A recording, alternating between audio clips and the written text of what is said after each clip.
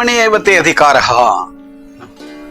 You have perform action, you have the right. You have the freedom to action. You can choose anything that you want. When you start a business, you can start a business which can give you immediate results like psychedelic drug manufacturing or alcohol manufacturing or smoke manufacturing. But do you choose that which will be hazardous to the society? You think. If you choose the wrong actions, then you are not Karma Yoga.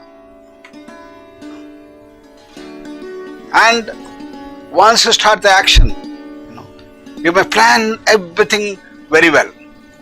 But we do not know the laws that govern between action and the result. There are some unknown laws. Therefore, the result is not in our hands. So once you get the result, then you have gained the choice, you have the freedom. Either to get depressed or to get excited or to maintain equanimity. Maintaining equanimity is the key essence of the dimension of Karma Yoga. Swamiji was telling about this wonderful Karma Yoga, and one of the audience, he comes out and said, Swamiji, it was a wonderful experience I got today. I understood today what is Karma Yoga. I had to maintain equanimity at the time of result. Whether I get the right result or the wrong result, I must maintain equanimity. So now I have a dilemma in my life. See, I have been a professor. I have been maintaining integrity and honesty throughout my life. Therefore, I have not made much money. But my wife is very practical. She has been telling, you are a fool.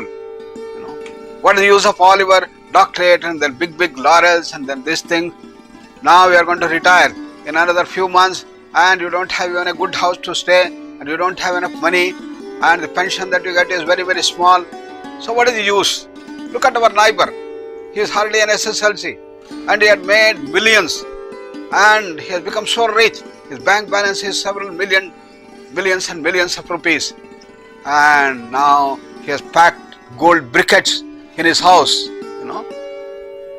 So at least now you become practical and be pragmatic. Now I have planned something. You must accept that. And I asked, what is that you have planned? She says, I have found out that all the gold briquettes he is put in an almirah. And I know how to open that almirah, I have found out. And that is just by the side of our house. Our wall is common between our wall and his house. And the almirah is just there. So now I started digging a tunnel, and I will go there. Almost I have done. And in 2 days I am going to complete. In the night, we will go there, open that, pick up all those gold briquette and do that and leave the house in the night itself. And we close that tunnel. Nobody will know. And we will go to a far off place.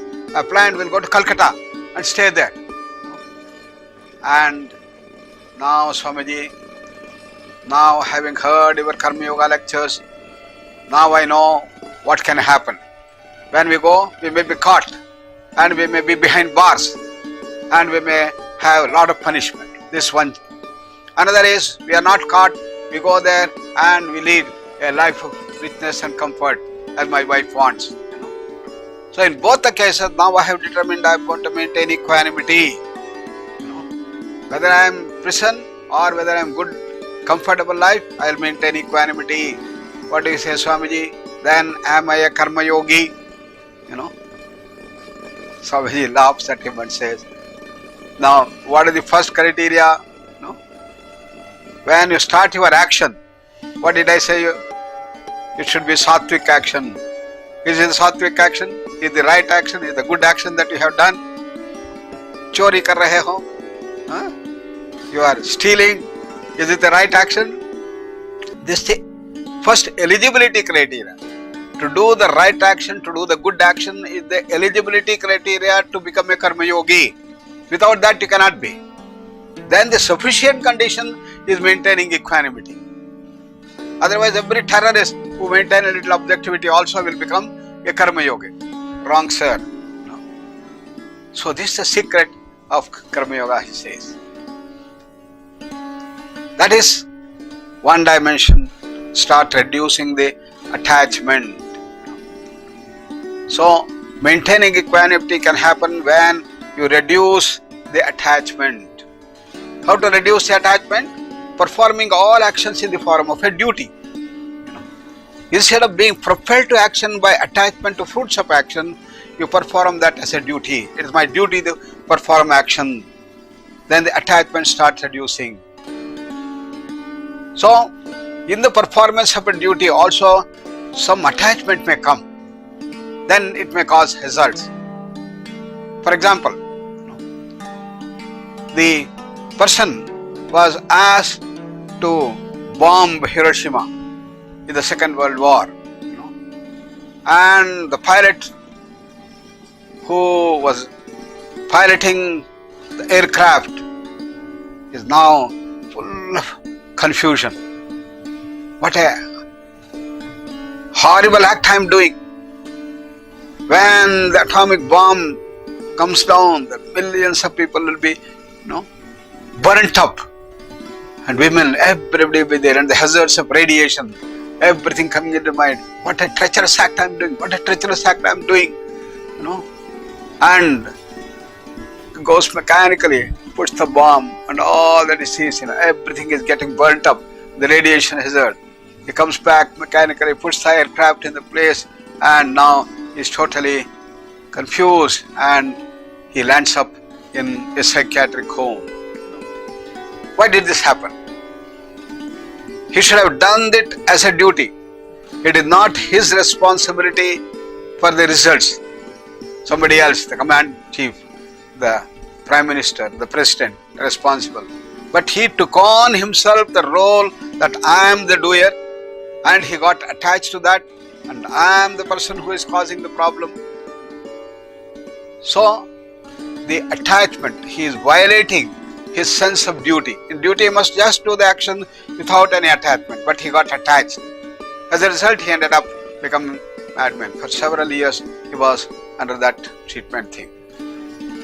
Therefore, performing action in the sense of a duty has to be done detached. If you violate that, if you take on yourself, then you have the problem. Similarly, there is a onco surgeon. He knows that his wife has got cancer and she has to be operated. But he said, I can't do operation because she is my wife and I get attached and then my surgery will go. Therefore, he tells his friend that you have to do this surgery. Therefore, we have to maintain that detachment in action.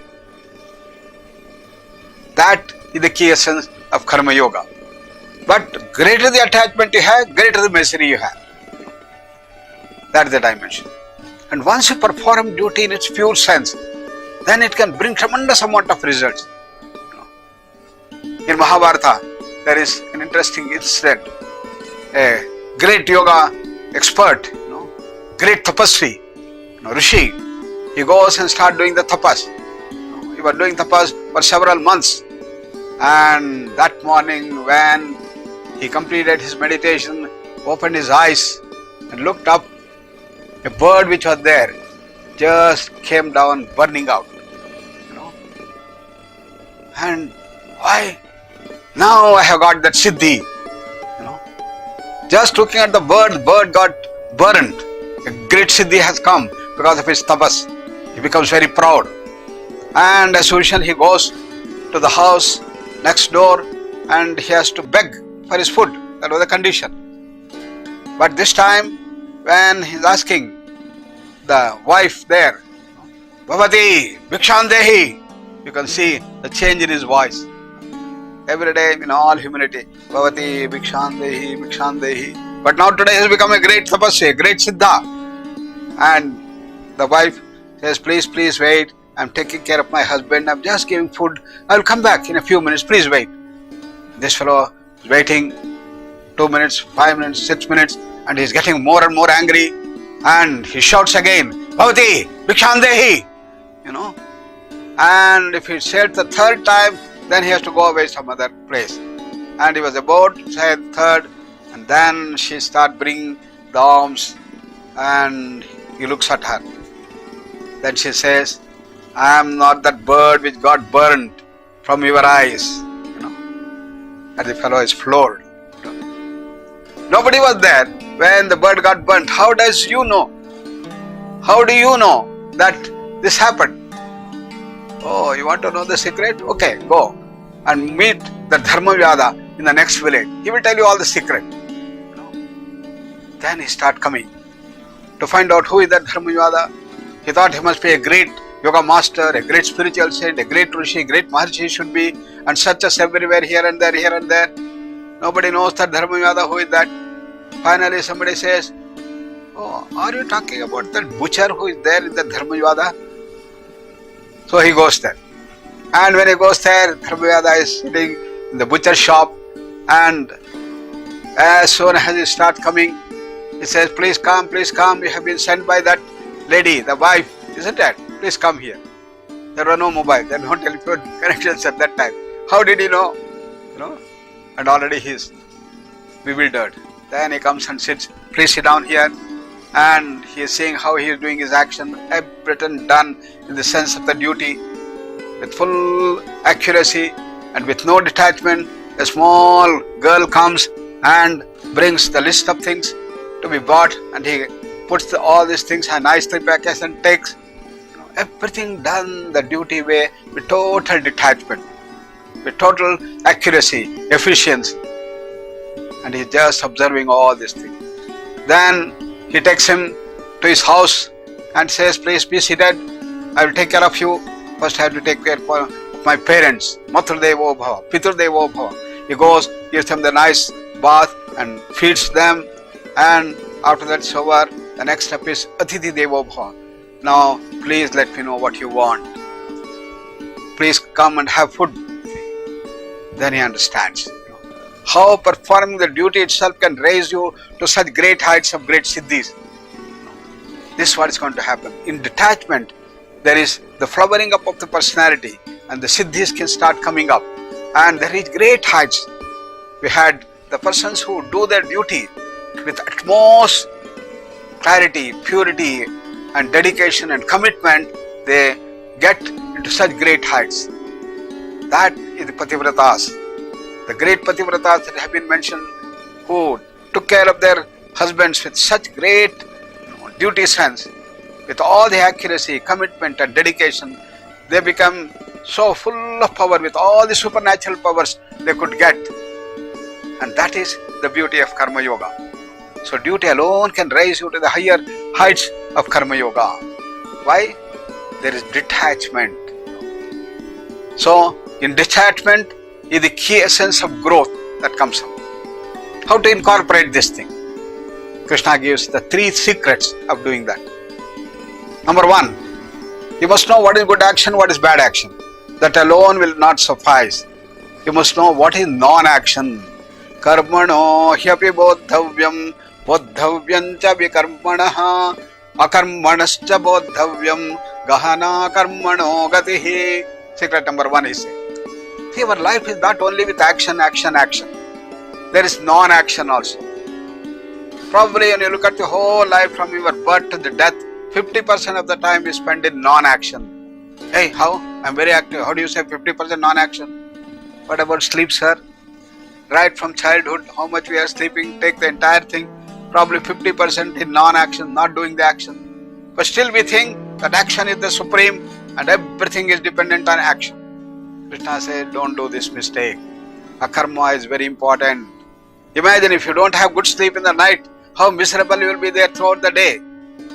Good sleep, good relaxation, good akarma is necessary to charge your battery. That the one brings you the ananda. So please do not neglect, give prominence to akarma. Unfortunately, now we have been running, never caring to take care of the relaxation dimension, never caring to take care of the akarma dimension. Therefore, in the first secret, Krishna says, you have to give equal prominence to your akarma. Karma generates tensions and stress and fatigue and others, and it has to be removed. by the dimensions of relaxation, by the dimensions of akarma. So give prominence. Every day you must spend time to perform akarma. Apart from your action, good actions you must do, also akarma you should do. You may be doing good action, but if you are not taking care of the akarma properly, then you may end up with the problems. Therefore, akarma is the need. Then you continuously build akarma into your life. Yoga is a way of life.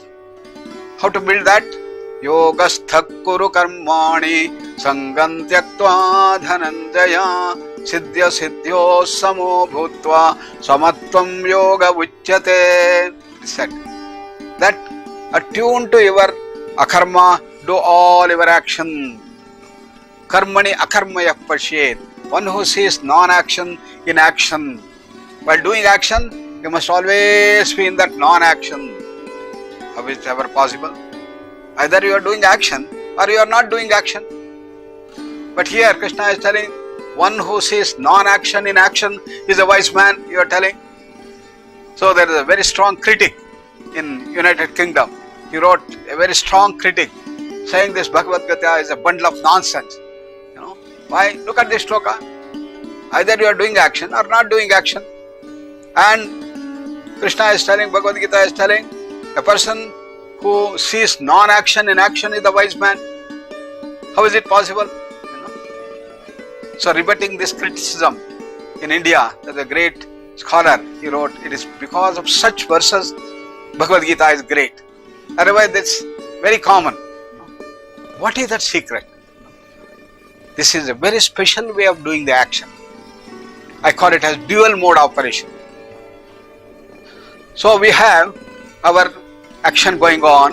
When I am talking, you are hearing this thing on the Karma Yoga. So the mind is engrossed. But deep within you, some subtler layer of the mind, something is bugging you.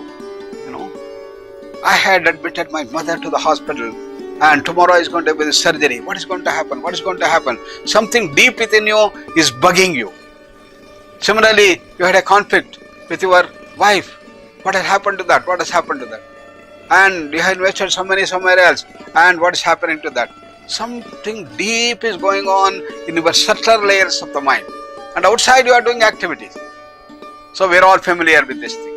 What Krishna says is that inner layer of the mind, subtler layer of the mind, deeper layer of the mind has to be kept in silence. That should be always in that silence. Akarma. Akarma has to be knit inside and do all activities. Not only during the day, you do akarma and karma. Karma and akarma, you do that first level. Second, this akarma has to be knit into your entire life. Throughout you must have the akarma and do all your actions. Very special way of doing it. It will raise you to the great heights. This will help not to build up the tensions and stresses throughout the day by your action, but all the time in that silence, in that blissful awareness. This is the second creed. Yogastha kuru karmani. Attune to that inner self, attune to that ananda sthiti, attune to that silence, attune to that tranquility, peace inside, do all activities. Then every activity will start becoming completely yoga. Then the third secret he says, in the so-called silence inside, the so-called tranquility, also there are the blocks, obsessions, phobias, and the karma exists even that. The silence is not the supreme. The silence still has some innate karma going on. He says, akarmani karma yasyachet. One who sees action in non-action. Okay, how can you see action in non-action? We all know that every object now this is in non-action. It's in akarma. But is it really akarma? All scientists know it's made out of the molecules, atoms, protons, neutrons, electrons filling with such tremendous speed inside. And if you look at the number of molecules in this thing, millions and billions of these molecules are there. So tremendous activity going on in the so-called inert object, in the so-called silence, in the so-called non-action, in the so-called akarma. There's great activity that's going on. Similarly in the mind, when the mind is calm and silent, it doesn't mean it's really silent.